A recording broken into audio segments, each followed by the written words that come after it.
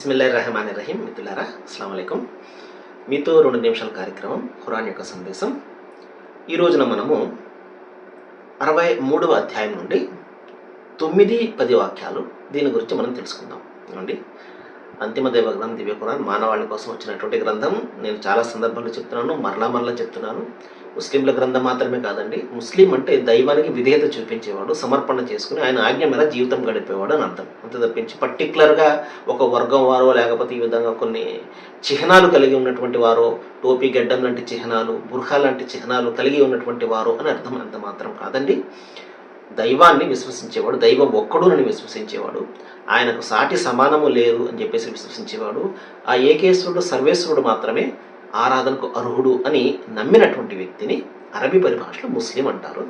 తెలుగు పరిభాషలో సమర్పణ చేసుకున్నటువంటి వాడు, విధేయుడు, ఆదేశం పాటించేవాడు అని అర్థం అనమాట. ఏమండి, రైట్. దైవం తెలియజేసే విషయం, యా అయ్యుహల్లజీన ఆమను లా తుల్హికుం అమ్వాలుకుం వల ఔలాదుకుం అన్ జిక్రిల్లా. అంటే మీ సిరి సంపదలు, మీ సంతానము మిమ్మల్ని దైవం యొక్క సంస్మరణ నుండి మరల్చరాదు సుమా.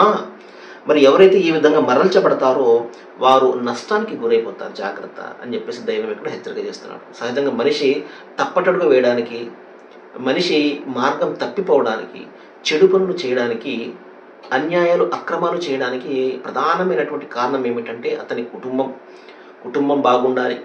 ఏమండి, కుటుంబాన్ని ఉన్నతమైనటువంటి స్థితిలో చూడాలి నేను, లేకపోతే చాలా వారికి ఏ కష్టం రాకుండా చూసుకోవాలి, లేకపోతే మరొకటి ఈ విధంగా. అందుకనే ఇప్పుడు ప్రభుత్వ ఉద్యోగులు ఉన్నారండి. ప్రభుత్వ ఉద్యోగులు ఎందుకు లంచాలకి వారు అలవాటు పడతారు? వారి యొక్క జీతం ఏమైనా తక్కువనా?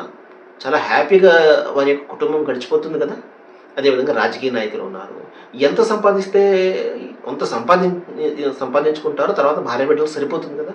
అయినా సంపాదన ఇంకా సంపాదిస్తూనే ఉంటారు. దానికోసం అనేక అన్యాయాలు, అక్రమాలు, అనేక మందిని బాధ పెట్టడాలు మనం చూస్తున్నాం కదా. దైవం ఇదే చెప్తున్నాడు, జాగ్రత్త. మీ సంతానము అదేవిధంగా మీ సంపదలు మిమ్మల్ని దైవ మార్గం నుండి, దైవం యొక్క సంస్మరణ నుండి, అంటే దైవం యొక్క ఆజ్ఞలను అనుసరించడంలో, పాటించడంలో మిమ్మల్ని ఏ మరపాటుకు గురి చేయకూడదు, మిమ్మల్ని మరుపునకు గురి చేయకూడదు. ఎందుకంటే ఏదైనా ఒక తప్పు చేస్తున్నప్పుడు అది తప్పు అని నీ అంతరాత్మ చెప్పలేదు అంటే నువ్వు మరుపునకు గురైనట్టే, దైవం యొక్క సంస్మరణను నువ్వు విడిచిపెట్టేసినట్టే నువ్వు. కాబట్టి మహాశిలారా, చాలా జాగ్రత్తగా ఈ ప్రపంచాన్ని మనము జాగ్రత్తగా ఈ ప్రపంచంలో జీవితం గడిపి తప్పించుకునే అన్ని ఏదైతే రుగ్మతలు, బలహీనతలు ఏవైతే ఉన్నాయో, చెడు పనులు ఏవైతే ఉన్నాయో వాటిని జాగ్రత్తగా తప్పించుకుని మన ఈ పోరాటాన్ని, ఈ పరుగు ఏదైతే ఉందో, జీవితం పరుగు ఏదైతే ఉందో దీన్ని ముగించుకోవాలి. లేదంటే మనం నష్టపోతాం. సర్వేజన సుఖినో భవంతు. Thank you very much.